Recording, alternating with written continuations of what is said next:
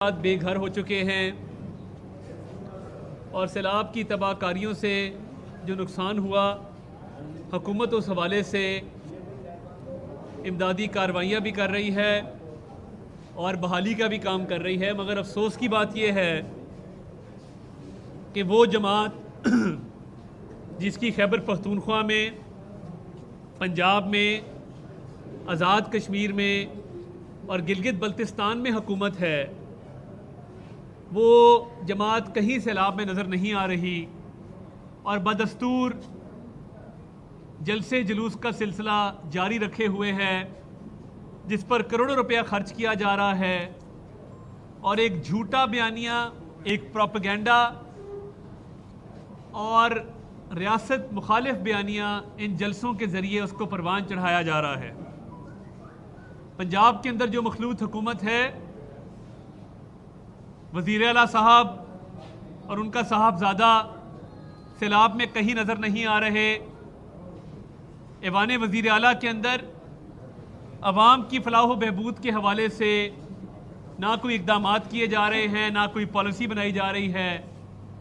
कभी आटे की किल्लत पे और आटे की कीमत पे शोर गुल होता है, कभी अद्वियात की कीमतों पे और अद्वियात की किल्लत पे शोर गुल होता है। मगर अफसोस की बात यह है कि ये एक जुडिशल ऑर्डर के तहत कायम करदा सूबाई हुकूमत ना सैलाब में कहीं नज़र आ रही है, ना आटे की किल्लत के लिए को अपना किरदार अदा कर रही है, ना अद्वियात के हवाले से उसका कोई किरदार है।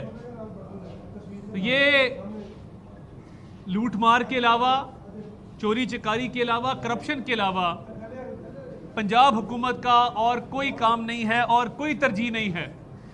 मैं नाम नहाज वज़ीर आला चौधरी परवेज़ इलाही साहब को और उनके साहबजादे को ये बात वाज़ेह करना चाहता हूँ कि 18वीं तरमीम के बाद आटे का दोष वफाकी हुकूमत को मत दीजिए। 18वीं तरमीम के बाद अगर आपकी मार्केट्स में पैनाडॉल नहीं है जो हमारे दौर में मुयस्सर थी, उसका दोष वफाकी हुकूमत को मत दीजिए। आप किस मर्ज की दवा हैं?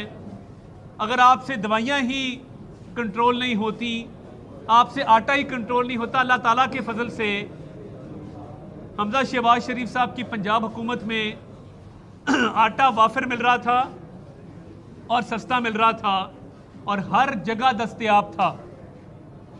अब आटे पर आपकी तवज्जो नहीं रही क्योंकि ज़ख़ीरा अंदोज़ों के साथ आपकी साजबाज है। जब भी तरीके इंसाफ या काफली की हुकूमत आती है, ये आटा माफिया के जरिए चंद लोगों को मुनाफा पहुंचाने के लिए आटे की मसनूई किल्लत पैदा करते हैं और उससे चंद लोगों को मुनाफा पहुंचाने के लिए अवाम के ऊपर मुश्किलात ढाते हैं। तो ये पंजाब हुकूमत मुकम्मल तौर पर नाकाम हो चुकी है। हमारा ख्याल था कि पंजाब की तारीख का नाकाम तरीन, ना अहल तरीन वज़ीर आला उस्मान बुज़दार हैं, मगर इस बाप बेटे ने तमाम पिछले रिकॉर्ड तोड़ दिए हैं क्योंकि ना जराइम कंट्रोल हो रहे हैं, ना आटे का मसला हल हो रहा है, ना अद्वियात का मसला हल हो रहा है। और पंजाब में सिर्फ फोकस इस पे है कि गुजरात को डिवीज़न बना दो, 800 लोगों को नौकरियां, अपनी मनपसंद लोगों को नौकरियां दे दो, ऑपोजिशन के मेंबरान के खिलाफ पर्चे कटा दो। तो ये जब तरजीहात होंगी और एक अनपढ़ शख्स जो अंग्रेजी क्या उर्दू का एक फिक्रा नहीं लिख सकता, जिसका नाम मोहम्मद खान भट्टी है, 7वें स्केल में भर्ती करदा एक क्लर्क को 22वें स्केल में जब प्रिंसिपल सेक्रेटरी लगाया जाएगा तो आप बता दें कि इस सूबे की आवाम का क्या हाल होगा। ये सूबाई हुकूमत इस तरह चला रहे हैं जैसे गुजरात की जिला काउंसिल चलाई जाती है। और आज भी ऐवान वज़ीर आला में साजिश होती है कि रियासत मुखालिफ बयानिए को डिफेंड कैसे करना है, IMF को लेटर कैसे लिखना है। चीफ सेक्रेटरी पंजाब रुखसत पर जा चुके हैं, एक फर्ज शनाज अफसर उन्होंने काम करने से इनकार कर दिया है। सेक्रेटरी फाइनेंस काम नहीं करना चाहते क्योंकि अफसरशाही को मजबूर किया जाता है गैर कानूनी इक़दामात उठाने पर। तो ये पंजाब हुकूमत ज़्यादा देर चलने वाली नहीं है। अल्लाह ताला के फजल से, उसके हबीब सल्लल्लाहु अलैहि वसल्लम के सदके आज सेशन कोर्ट लाहौर से मेरी ज़मानत मंजूर हो चुकी है, बेल कंफर्म हो चुकी है।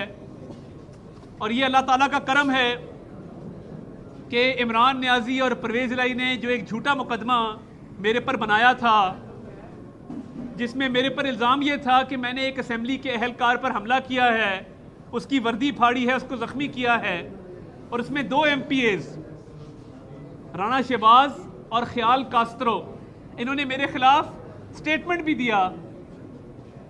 आपको तो अल्लाह ताला पूछेगा कि आपने झूठी तहरीर, झूठी गवाही दी है, और मैं आपके खिलाफ कानूनी चाराजोई भी करूंगा। ये खातिर जमा रखिएगा। आपका अगर ख्याल है कि झूठी तहरीरें दे के ऐसे मुकदमात दर्ज करवाएंगे तो इनका अंजाम वही होगा जो आज हुआ है। इसमें झूठी गवाहियाँ, झूठी FIR, झूठी तफ्तीश की गई, और अल्लाह के फजल से आज कोर्ट में कुछ साबित ना हो सका, मगर एक शख्स का, कर्नल कॉफ़ी जिनका नाम है, हाशिम डोगर साहब का मैं तहे दिल से मशकूर हूँ कि उन्होंने दोनों तारीखों पे प्रोसिक्यूटर पेश नहीं किया। अवाम में जाके नारे लगाते हैं, बुलंदो बांग दावे करते हैं, जब एविडेंस की बारी आती है तो प्रोसिक्यूटर ही नहीं है, और ना तफ्तीशी पेश हो रहा है, ना कोई फाइल पेश की जा रही है। तो कर्नल हाशिम डोगर कॉफ़ी साहब, मैं तो कॉफ़ी पीने आ गया था, मगर आपसे निकम्मा तरीन मैंने वज़ीर दाखिला भी नहीं देखा, कि जिसको ना वजारत का पता है ना दाखिले का पता है। आपकी बड़कें, आपकी साजिशें, जाके जराइम को काबू कीजिए। रेप के वाक़यात हो रहे हैं, अगवा बराए तवान के वाक़यात हो रहे हैं, डकैतियों के वाक़यात हो रहे हैं, और आप एक ऐसी हुकूमत का हिस्सा हैं जो रियासत मुखालिफ बयानियाँ अपनाती है, जो इदारों पर हमले करती है। तो आज सच की फतह हुई है, हक की फतह हुई है। अल्लाह ताला के फजल से जो बेल कंफर्म हुई है वो लैक ऑफ एविडेंस की वजह से हुई है कि कोई सबूत पेश नहीं किए जा सके, प्रोसिक्यूशन अपना केस बिल्ड नहीं कर सकी, तफ्तीश में कोई गवाही सामने नहीं आ सकी। तो जितने झूठे केस बनेंगे इन सब का यही अंजाम होगा जो आज हुआ है अल्लाह ताला के फजल से। मगर जो इस मुल्क में एक घड़ी चोर है जिसने अपने बेनामी दारों को दुबई में छुपा रखा है, उसे मैं कहता हूं कि जलसों में खड़े होके गला फाड़ फाड़ के तकरीरें करते हो, रियासत के खिलाफ भी, मुल्क के खिलाफ भी, मुल्क की सालमियत के खिलाफ भी, तो वो फरा नामी खातून को कब पाकिस्तान ला रहे हो? उसका ट्रायल कब होगा? पंजाब में 3 DG एंटी करप्शन तब्दील हो चुके हैं।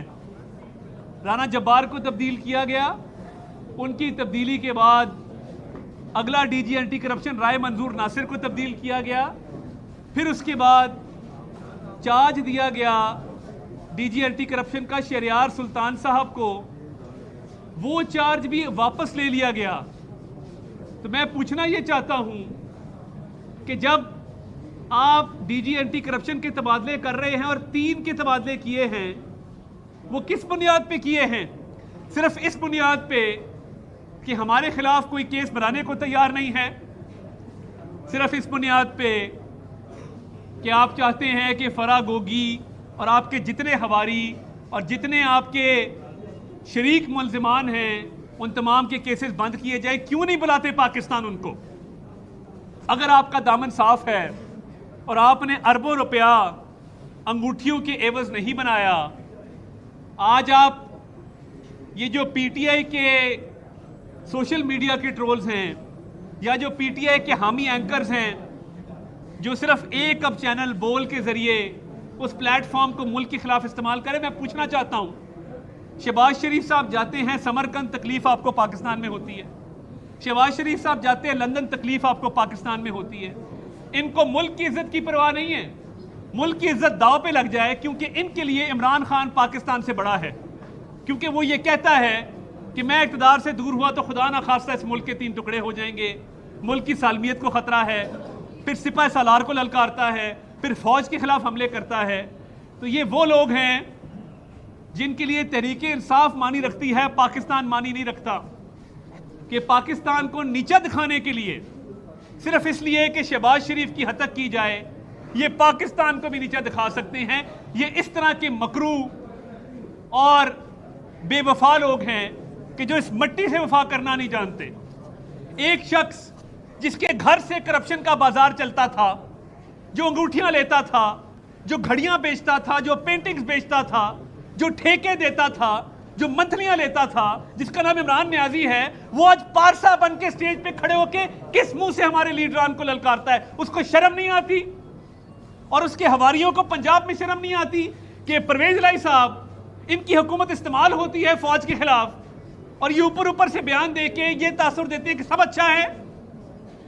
इंशाअल्लाह अल्लाह ताला ने हिम्मत दी, इंशाअल्लाह अल्लाह ताला का फजल रहा तो ये परवेज हुकूमत का भी खात्मा करके रहेंगे इंशाअल्लाह। और ये अवाम दुश्मन हुकूमत जो फौज और अदलिया के खिलाफ यहाँ पर बैठ के साजिशें करते हैं, ये अवाम दुश्मन हुकूमत जो IMF का लेटर लिखने को तैयार थे, जो आज भी अवामी मसाइल से बेपरवाह होके दूसरों पर मलबा डालते हैं, इनके दिन गिने जा चुके हैं। और ये जो फरा के केसेस पंजाब में ख़त्म किए गए हैं, इसका भी हिसाब होगा।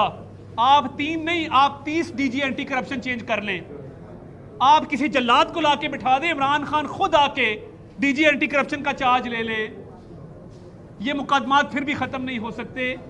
एक एक पाई जो इमरान खान ने इस अवाम की लूटी है उसका हिसाब होगा।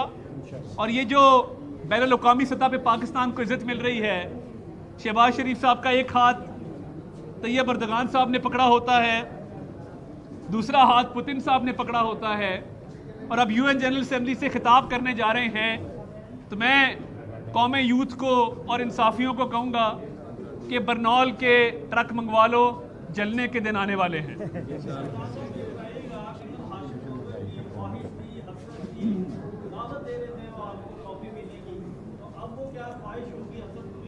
मैं तो अब कहूँगा मेरे पास आके कॉफ़ी पिए। मैं पिछले 2-3 हफ्ते से कॉफ़ी का वेट कर रहा था कि कर्नल कॉफ़ी मुझे कॉफ़ी पिलाएंगे, मगर कर्नल कॉफ़ी कोई कॉल के पक्के नहीं लगते। आज उन्होंने अपनी सोशल मीडिया पे कमेंट्स को ब्लॉक कर दिया है क्योंकि इंसाफियों की तरफ से बहुत गालियां पड़ रही थी। एक नाकाम वजीर दाखिला है। तो मैं कहूँगा अगर कॉफ़ी पीनी है, मैं आपको बताता हूँ कि वजारत दाखिला कैसे चलाई जाती है। मेरा थोड़ा तजर्बा है इसमें। मैंने रेप के ख़िलाफ़, ख़वातीन के ख़िलाफ़ जो जराइम हो रहे थे, उस पर पूरा बैठ के एक सेटअप बनाया था, एमरजेंसी डिक्लेयर की थी, सेफ सिटी के कैमरास ठीक कराने के लिए कमेटी कायम की थी। IG इस्लामाबाद अकबर नासिर साहब ने बहुत अच्छा काम किया सेफ सिटी में। मैंने बैठ के उन चीज़ों को आगे बढ़ाने की कोशिश की। तो मैं आपको काफ़ी इसमें रहनुमाई दे सकता हूँ, मशवरा दे सकता हूँ। तो आप जब कॉफ़ी पीना चाहे तो मेरे दरवाजे खुले, आपको अच्छी कॉफ़ी पिलाएंगे। फेंटी हुई पीना चाहेंगे तो हम फेंटी हुई कॉफ़ी भी अच्छी पिलाते हैं। देखिए, एक तो कानूनी तौर पे अगर वो 10 वोट शुमार किए गए हैं तो वो 25 लोग जो डीसीट हुए थे उनके वोट भी शुमार किए जाने चाहिए थे। एक रिव्यू पिटिशन पेंडिंग है सुप्रीम कोर्ट के सामने, उसको फिल फॉर फिक्स किया जाए, उस पर सुप्रीम कोर्ट फैसला फरमाए कि ये 25 वोट जो गिनती में शुमार नहीं किए गए मगर उन 25 वोट डालने की पादाश में 25 लोगों को डीसीट किया गया है, वो पिटिशन सुनी जाए, नंबर 1। नंबर 2, बाकी इंशाल्लाह जब भी फैसला होगा, मेरा नहीं ख्याल कि परवेज लाई साहब एतमाद का वोट हासिल कर सकेंगे। वो जब भी कहा जाए, उसकी टाइमिंग अभी तय नहीं है। तो हमारे पास कानूनी भी और सियासी ऑप्शन भी अपनी जगह मौजूद हैं।